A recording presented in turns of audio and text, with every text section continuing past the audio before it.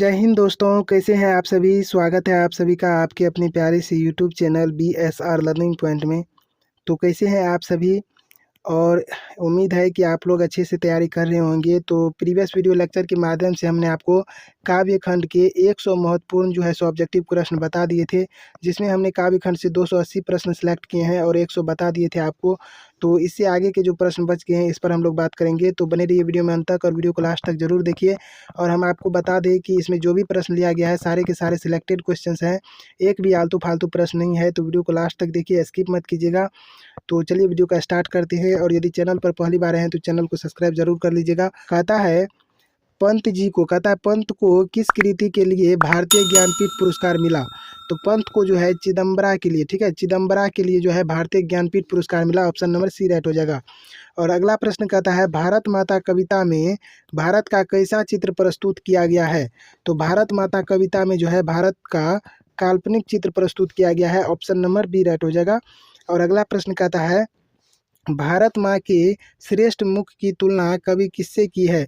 तो भारत माँ का जो श्रेष्ठ मुख की तुलना की है वह छाया युक्त चंद्र से की है। ऑप्शन नंबर डी राइट हो जाएगा।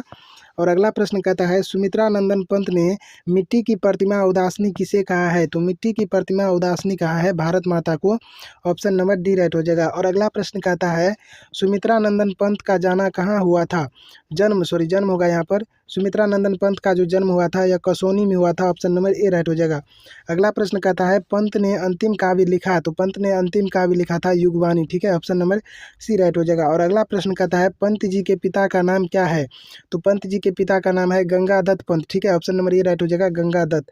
अगला प्रश्न कहता है तप संयम कौन सा समास है। तो तप संयम जो है यह द्वंद्व समास है। ऑप्शन नंबर सी राइट हो जाएगा। और अगला प्रश्न कहता है पंत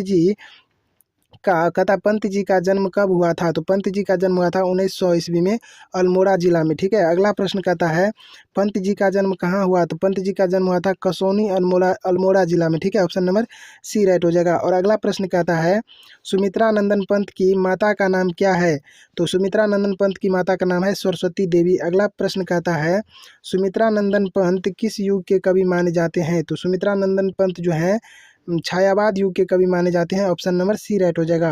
अगला प्रश्न कहता है भारत माता कविता के रचनाकार हैं। तो भारत माता शीर्षक कविता के रचनाकार हैं सुमित्रा नंदन पंत। अगला प्रश्न कहता है युगवाणी किनकी रचना है। तो युगवाणी जो है सुमित्रा नंदन पंत की रचना है। ऑप्शन सी सही हो जाएगा। अगला प्रश्न कहता है गंगा यमुना को कवि ने किसके रूप में प्रस्तुत किया है। तो गंगा यमुना को भारत माता की दो आंखें के रूप में प्रस्तुत किया है। ऑप्शन नंबर सी राइट हो जाएगा। अगला प्रश्न कहता है प्रकृति का सुकुमार कवि किसे कहा जाता है।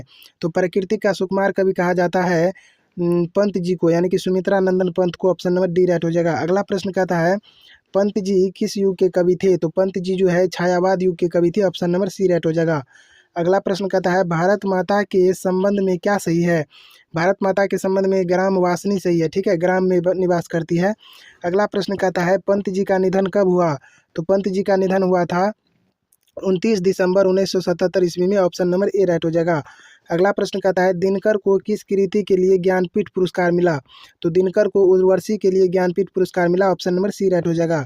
अगला प्रश्न कहता है जनतंत्र का जन्म शीर्षक कविता के कवि का क्या नाम है। तो जनतंत्र की जन्म कविता का कवि का नाम है Ramdhari Singh Dinkar. Option number A right हो जाएगा। और अगला प्रश्न कहता है किसके हुंकारों से महलों की नींव उखड़ जाती है। तो जनता के हुंकारों से, ठीक है, ऑप्शन डी राइट हो जाएगा। और अगला प्रश्न कहता है जनतंत्र का जन्म कविता के कवि कौन है। तो जनतंत्र के जन्म कविता के कवि है Ramdhari Singh Dinkar. Option number D right हो जाएगा। और अगला प्रश्न कहता है रामधारी सिंह दिनकर किस गांव के निवासी थे। तो रामधारी सिंह दिनकर थे सिमरिया बेगूसराय गांव के निवासी। अगला प्रश्न कहता है दिनकर किस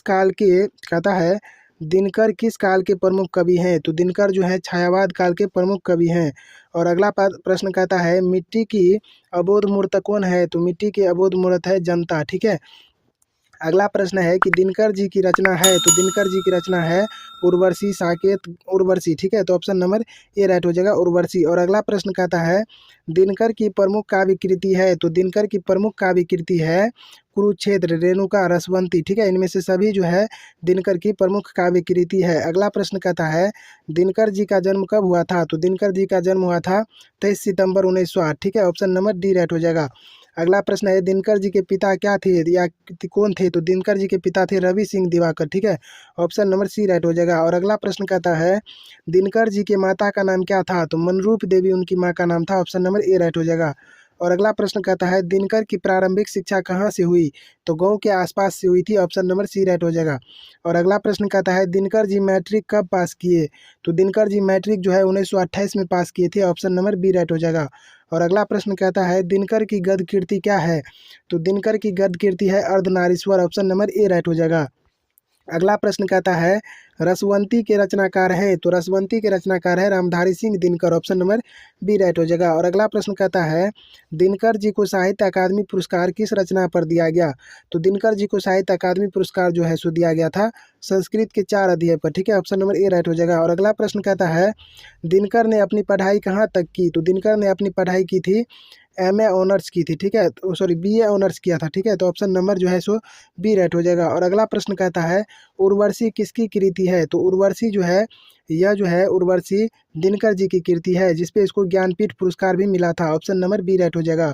और अगला प्रश्न कहता है दिनकर जी का निधन कब हुआ था, तो दिनकर जी का निधन हुआ था 24 अप्रैल 1974 ईस्वी में, ठीक है। ऑप्शन नंबर डी राइट हो जाएगा। और अगला प्रश्न कहता है हिरोशिमा किस देश में है, तो हिरोशिमा जो है यह जापान में है। ऑप्शन नंबर बी राइट हो जाएगा। अगला प्रश्न कहता है द्वितीय विश्व युद्ध में परमाणु बम डैश पर गिराया गया, तो जापान पर गिराया गया। ऑप्शन नंबर ए राइट हो जाएगा।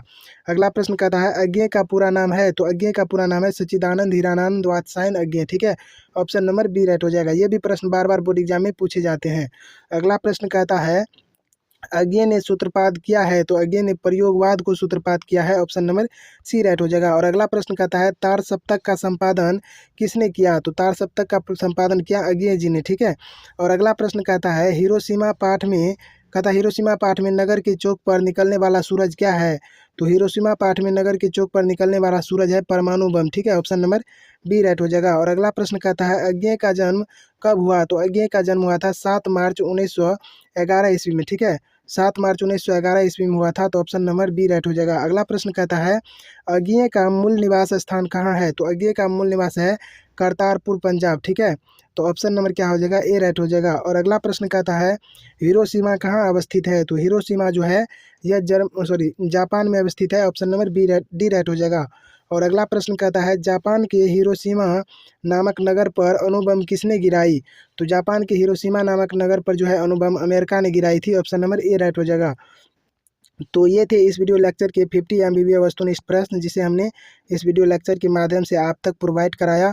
और अगले वीडियो लेक्चर के माध्यम से हम आपको ये सारे के सारे प्रश्न करवाएंगे जिसमें हमने गद्य खंड से 280 प्रश्न को सिलेक्ट किया है और जिसमें हमने आपको 150 प्रश्न जो है सो बता दिया है वीडियो लेक्चर 3 तक के माध्यम से।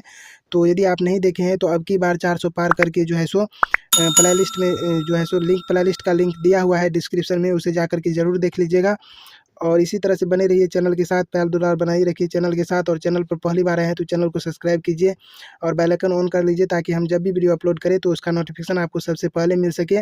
मिलेंगे अगले वीडियो में, तब तक के लिए जय हिंद।